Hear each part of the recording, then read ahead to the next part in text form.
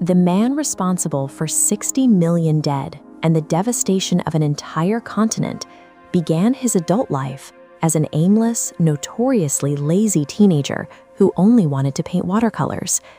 His childhood was defined by two extreme poles. His father, Alois, was an authoritarian customs official who routinely beat him. His mother, Clara, was fiercely overprotective and doted on him constantly. This violent push and pull bred a deep, unearned narcissism. He genuinely believed he was a prodigy. Yet, as a young man, he was capable of recognizing humanity in others. When his mother was dying of breast cancer, he slept by her bed and cared for her. He even showed profound, open gratitude toward her doctor, a Jewish physician named Edward Bloch. Believing his own myth, he moved to Vienna in 1907 to conquer the art world. He applied to the prestigious Academy of Fine Arts, fully expecting his entrance exam to be a mere formality. The professors disagreed. They found his drawings technically adequate, but devoid of any real originality, and noted his complete lack of discipline. He failed the exam. To him, the failure was an institutional error, a betrayal by a jury too mediocre to recognize his natural distinction. His ego shattered. Rather than admit failure, return home, or learn a trade, he lied to his friends, claiming he was an enrolled art student. He slowly burned through his savings and slipped into absolute poverty, choosing homelessness over relinquishing his delusion. By age 20, he was entirely destitute. He spent years cycling through homeless shelters, eating thin soup and sleeping on public benches in freezing winters. He became totally isolated, selling cheap copied postcards to tourists just to survive. Inside those shelters, festering with bitter resentment, he started reading cheap, right-wing nationalist pamphlets like Ostara. He needed an explanation for his failure that didn't involve his own incompetence. These pamphlets handed him a ready-made target. He began framing the Jewish population as a biological plague, a convenient scapegoat responsible for his personal misery and the broader economic struggles of the city. He fled to Munich in 1913 to evade the Austrian draft, specifically avoiding a military composed of mixed ethnicities that offended his growing racial obsession. The streets of Vienna did not humble him. They gave him the toxic ideological framework he needed to project his own massive inadequacies onto an entire race of people. When the First World War broke out, he immediately volunteered for the German army. For the first time since his mother died, the aimless loner found a home. He craved a strict discipline, the clear hierarchy, and the sheer violence of the military. He was assigned as a trench runner, dodging machine gun fire to deliver messages between command posts. While other soldiers broke down in the brutal, mechanistic reality of the front, he thrived.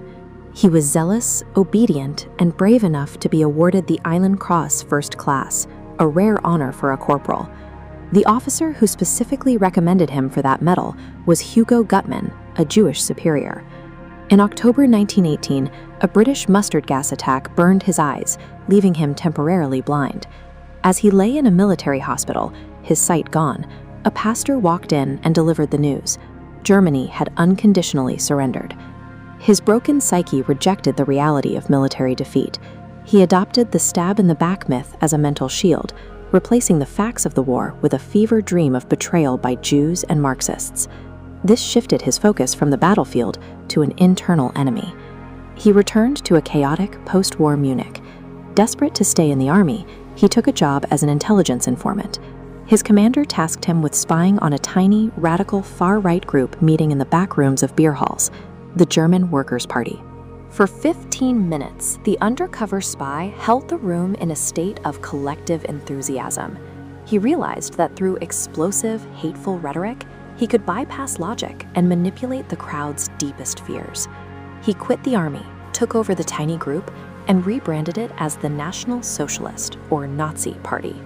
He applied modern political marketing to his extremism. He designed the swastika logo himself, hired a personal photographer, and spent hours in front of a mirror rehearsing his aggressive body language. To guarantee press coverage, he needed a spectacle. He created his own private militia, the SA, dressing them in brown shirts and ordering them to march in perfect unison. They turned his political rallies into highly intimidating displays of violent power. physically beating anyone who dissented. In under 3 years, the homeless painter transformed his personal bitterness into a violent political startup, emerging from the shadows of the shelters to become a feared local extremist. By 1923, fueled by thousands of new followers and his own manufactured arrogance, he believed he could seize control of the government by force. He launched an armed coup, marching his SA troops through the streets of Munich. The police opened fire. 16 Nazis were killed in under a minute. The man who styled himself as Germany's fearless savior abandoned his dying man on the pavement and fled. He was arrested for high treason and sentenced to a remote cell in Landsberg prison.